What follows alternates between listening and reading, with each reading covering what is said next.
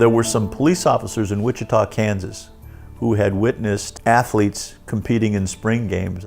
And what they learned as part of watching the process was that athletes and their families had to pay to participate. And so they had an idea of trying to collect some funds to see if they couldn't offer assistance and help reduce some of those costs. They did their first run with buckets along the sidewalks and raised some funds. They took their idea to their then boss, Chief LeMunyon, who was the chief in Wichita at that time.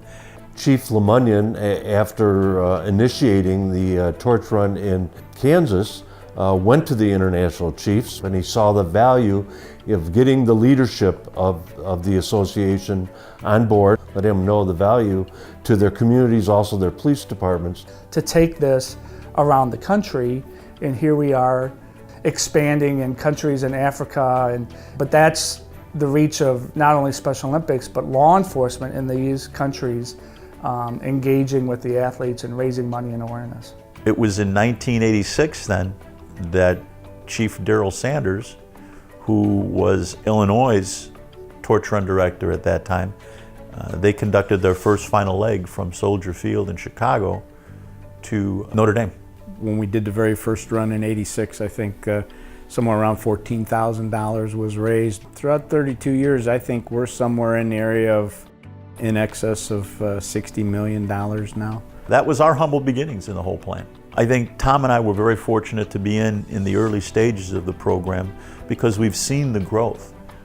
We've seen how police officers have come to not only identify and recognize with athletes, but they get the message.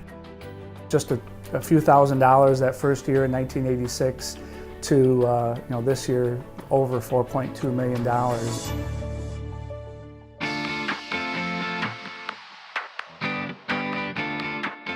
In May of 1987, I was a brand new police officer in roll call. I was just out of the academy and working night shift and sitting in the front row in front of my lieutenant, and he said, hey, in the morning I'm running in the torch run, anybody want to do it? And of course, suck up, yes, I'll do that. Well, I don't know what it is. And he said, okay, meet me at such and such intersection, which was right outside my hometown. And we ran 4 miles and carrying the torch, and it was really hot that morning.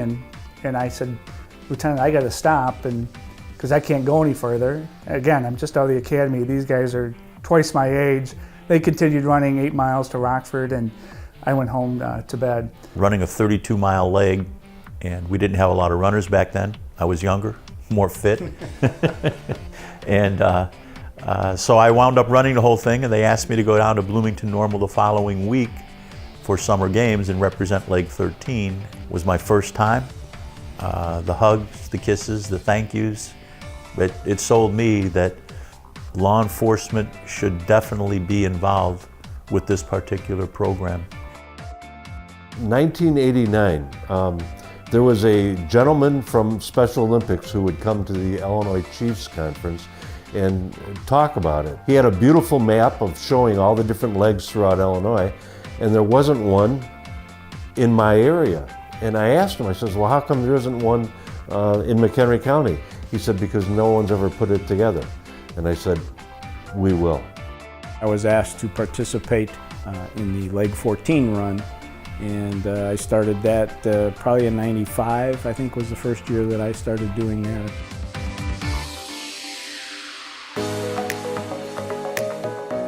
I had gone to an international conference, and I was feeling pretty good. Illinois is a pretty big state, and we're coming in with $450,000 check for Special Olympics. I was thinking to myself, this deserves some recognition. And then little North Carolina gets up and presents a check for $1 million, and I sat back down thinking to myself, something's wrong with this picture. So I came back and I had the conversation with Tommy and said, listen, here's the deal. We're going to be $1 million program. The then CEO of Special Olympics, Doug Snyder, when we told him that we're going to raise $1 million, he patted Joe on the shoulder and said, you go for that, sir. We'll take whatever you raise. We'll take whatever you raise, but we appreciate what you're trying to do. Just last year I bought 2 officers from the Loves Park Police Department. To see the smiles on their face and about 2 hours after we brought the flame in, their chief texted me and said, "What have you done to my officers? All they've been doing is calling me and telling me how great this is and why we haven't done this before." That was a testament to what the torch run does, when at 10 o'clock at night these patrolmen can call back their chief and say, "We're in. You don't have to beg us to do torch run events anymore." One of my fondest experiences, because it's not a memory, because it's ongoing, is my involvement with an athlete through Unified Sports and Unified Golf. And that relationship has continued. She has since moved on from Illinois. She now lives in Florida, but I go down and continue to compete with her in Special Olympics Florida and play golf with her. Probably one of my, if not the most rewarding experience of my entire career, and it was because of the interaction between law enforcement and Special Olympics that brought that around.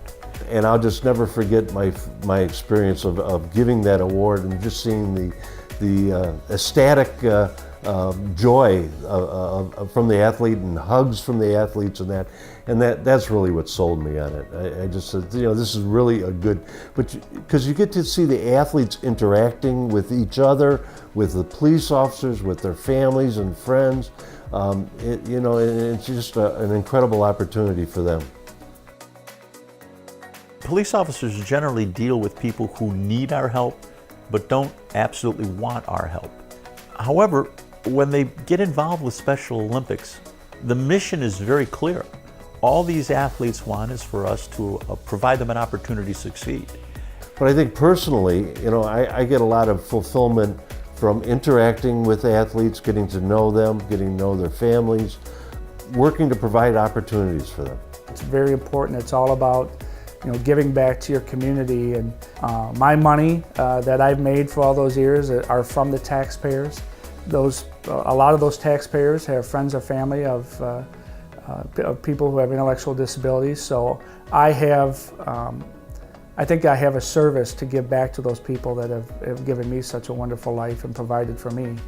Our years together, our thoughts, our ideas, our program that we built makes me feel as though we've accomplished some goals for the positive.